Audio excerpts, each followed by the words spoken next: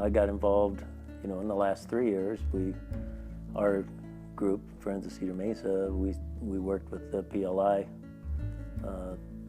stuff here in the county, and we were kind of the only sort of environmental group asked to come to the table, and we were at every meeting for 3 years in our county, and tried to work on that process, thinking that a congressional solution is probably makes the most sense.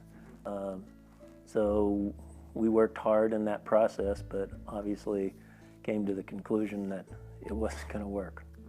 And so the next best thing is a national monument. And we threw all our support to that and believe that it's a good thing, and that hopefully someday the rest of my county won't think that the world has come to an end.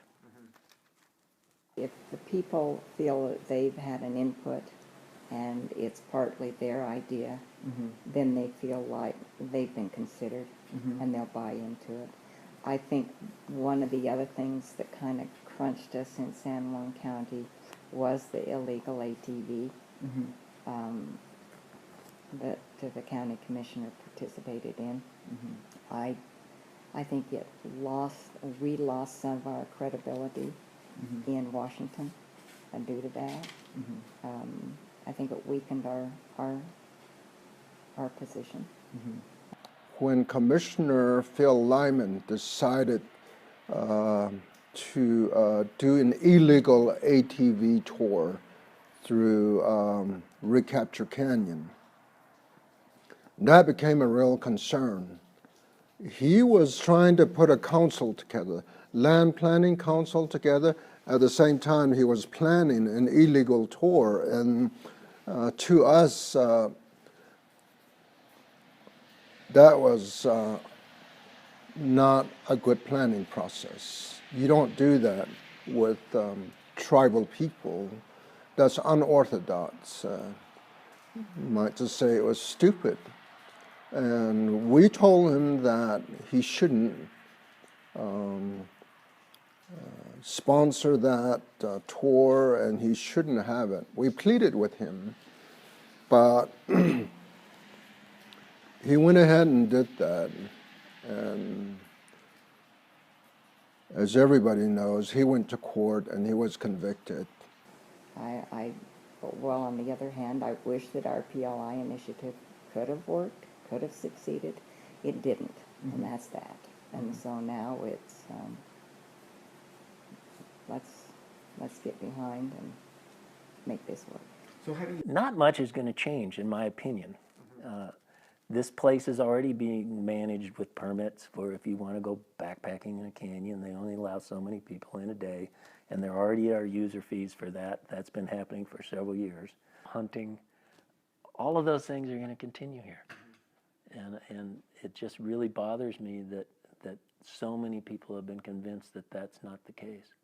The only thing that I see that really changes here is the fact that we will not have oil and gas development in this national monument. And to me, that's a plus. I mean, I use fuel, I have large vehicles, I guide, I haul people around, I drive on our highways. I'm not anti-oil or gas, but there are some places I don't think we have to drill every place. And a place like Cedar Mesa and the Bears Ears area, I think are more valuable than what little oil production they probably have. My feeling is it's a monument now. Every citizen in San Juan County needs to now start the process of figuring out how we deal and how we work with the monument. Because the likelihood of any monument being reversed is very, very slim. And I think we would be much better served if we now go forward with the monument and figure out how we can make it work in our lives. It seems like there's a lot of hatred towards Navajos. Like I said, we've been here for thousands of years, and we have evidence of Anasazi runes, the writings on the wall, and over the summer, it was appalling to hear Commissioner Adams saying that his family, his ancestors were the first to settle in San Juan County. Statements like that. Bruce is a teacher, should know something about history. I have a history degree, and I suppose he does that too at a university, and he must have learned something, but he makes a statement like that, and something like that promotes hatred. It's tough living right here, knowing how much people 25 miles away hate me, and how much they think that their world has just come to an end, and that they're not going to be able to do the things they've done most of these years. And I don't know where that's coming from. I mean, I wish that every one of those people would read President Obama's proclamation of what this monument can and cannot do.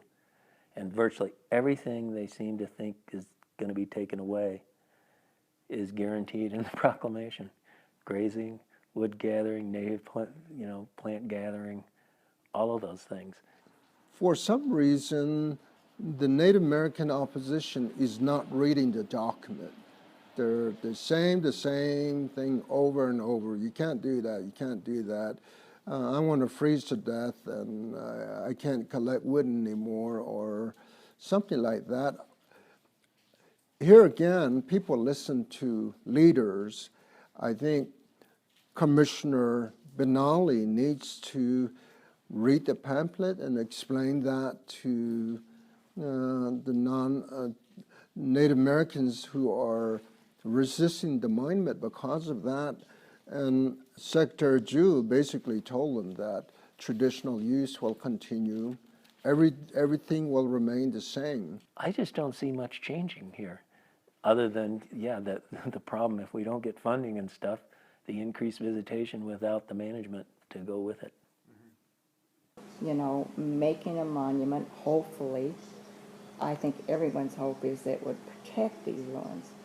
But on the other hand, how are you going to protect, and especially if we do have an explosion of visitors? If you're into cultural resources, this is the epicenter for it, and plus the landscape, which I think is, equally as fantastic.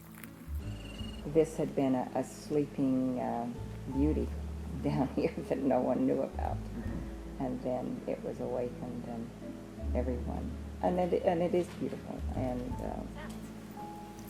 so now we have to figure out how we protect this beauty. I'm most excited about it for the protection, honestly. It's vastly needed.